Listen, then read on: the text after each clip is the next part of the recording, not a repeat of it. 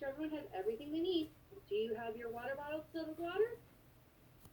How about some sunscreen to make sure we don't get any sunburns? A hat, and sunglasses to make sure we can see and we don't get any sun on our face? What about our lunch box with our snack and our lunch in it? And don't forget your binoculars. Did you bring your binoculars? Good. Everyone has everything we need? Awesome. Now it's time to go into the zoo. Wonder what animals we'll see. But make sure we don't run in front of our parents. We don't go too far ahead where they can't see us. You stay by parents or teacher. Hold hands with a parent or teacher or one of your friends. You guys can't even hold my hands, okay? Let's go see what animals we're going to see today. Hi guys, we're here at the entrance. Remember, the entrance is right here on our map. We got to go back to the middle.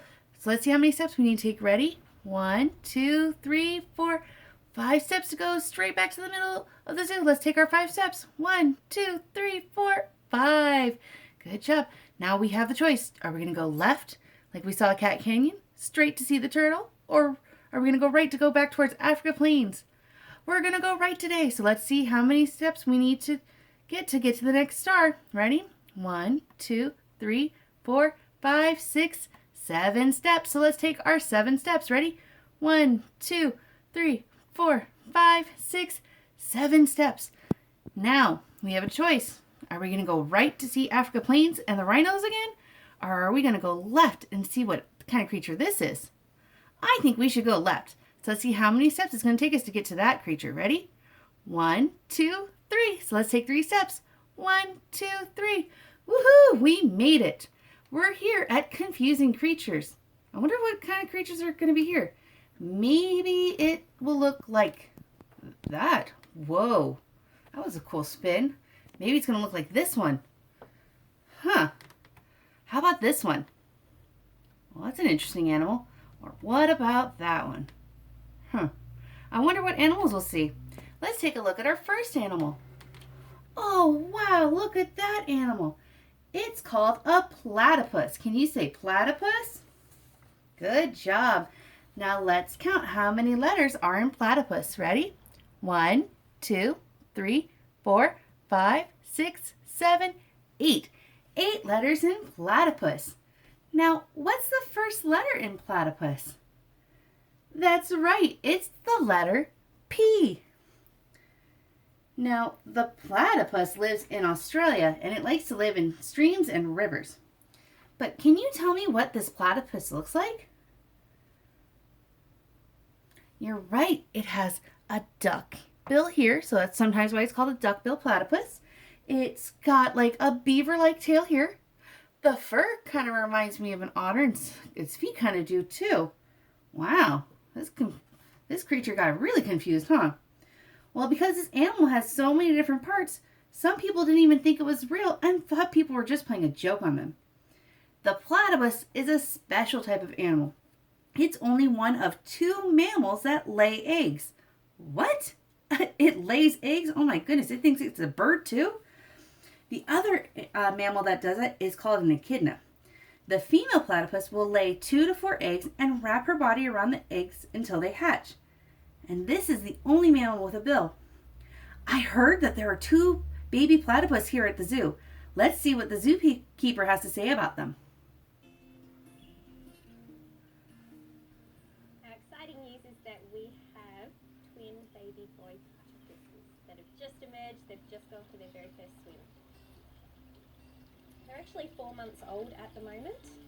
So when they're first born, they're actually only the size of a jelly bean when they hatch out of their egg, and they stay underground for 4 months just feeding on their mum's milk as they grow into platypuses that are about half the size of an adult now, but they're fully independent and they can look after themselves. They're a little bit different in personality, just to look at them. One's slightly bigger than the other. But one is quite active and bold and confident. He was the first one in the water. He explores. He's a really confident swimmer. And to hold, he wriggles all over the place. Whereas his brother took a few days to actually go into the water for the first time. He's more timid. And when you hold him, he likes to hide. And so we've kind of nicknamed him Shy.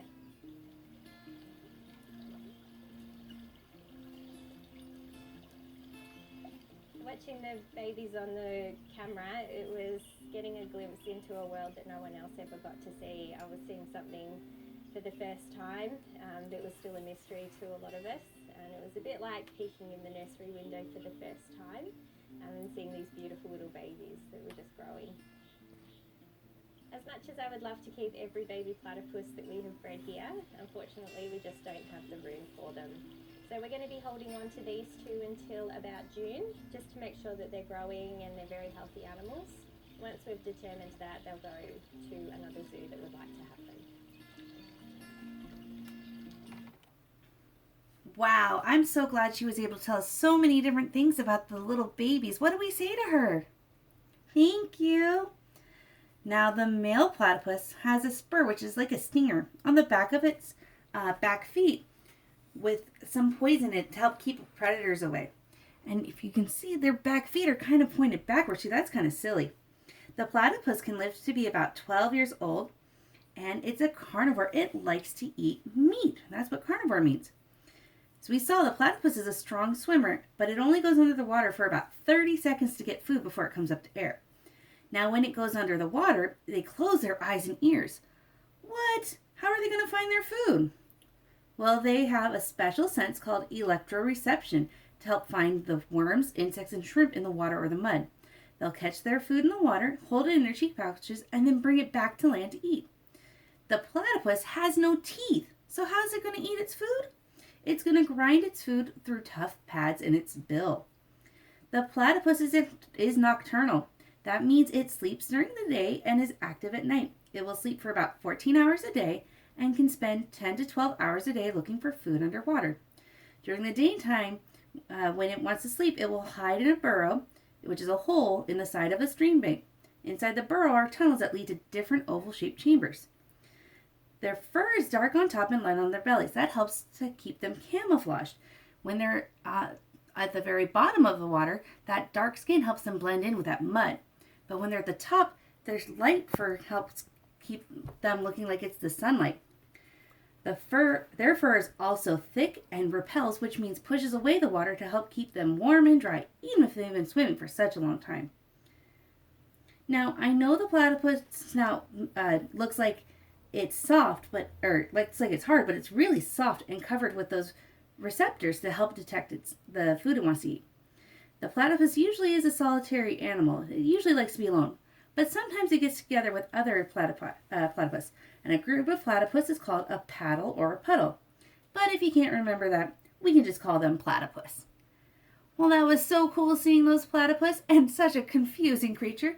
I think it's time to move on to our next exhibit. Let's see what animal it is. It's the okapi. Now, how many letters are in okapi? 1, 2, 3, 4, 5. 5 letters in okapi. And what's the first letter? The letter O. Oh, look! There's a video about the okapi. Should we watch it? Welcome to ZSL's Curious Creatures. This week's curious creature comes from the forests of Central Africa. This intriguing animal is an okapi. It is one of 2 living species in the giraffid family and is a smaller, shyer cousin of the giraffe. Though giraffe are widely spread across the savannas and deserts of 21 countries in Africa, the okapi is only found in the dense tropical rainforests of the northeast and central areas of the Democratic Republic of the Congo. Okapis are the size of a small horse, and although their stripes may seem zebra-like, they are actually a deep chocolate brown. The texture of an okapi's coat is said to be velvety and slightly greasy in order to help keep it waterproof in its damp rainforest habitat. One curious feature of this elegant creature is its prehensile purplish black tongue, which is 30 centimetres in length, long enough to clean its own eyes. And this tongue is used for stripping the leaves and buds from stems of various plants. The amazing okapi can also retract its eyeballs back into their sockets to avoid damage while walking through dense undergrowth. The okapi has the ability to rotate its ears to be able to pinpoint sounds all around them. The okapi first became known to the Western world from a specimen acquired by the then British High Commissioner of Uganda and ZSL Fellow Sir Harry Johnston, and was scientifically described at a meeting of the Society in 1901. It's an Wow, that was such a cool video. I'm so glad that the zoos have these different ways to help us learn. So as we saw in the video, the okapi is an herbivore. It likes to eat plants. And their stripes help them blend in with some sunlight that comes through the thick rainforest. But one thing that's also kind of cool, those stripes help the babies follow their moms. Okapis usually live alone, but when they have their babies, the babies stay with mommy. The okapi is mainly active during the day.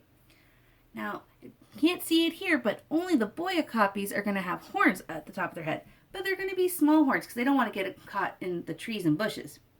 The okapi also has some great night vision and a strong sense of smell. There are also scent pads on the bottom of its foot that leaves behind a sticky tar-like substance, and that scent lets the other okapis know that it was there. The okapi lives to be between 20 and 30 years old. Wow, that was so many cool facts, but I'm getting hungry. Is it time for snack? Let's see. It is! It's time for snack! Yes! Okay, so let's have everyone find a nice spot in the green grass to sit down, enjoy our snacks, and tell Mom, Dad, our friends, even me, some of the cool things you learned about the okapi and the platypus. Which one did you like better? I can't wait to hear your answers, and we'll see you guys soon.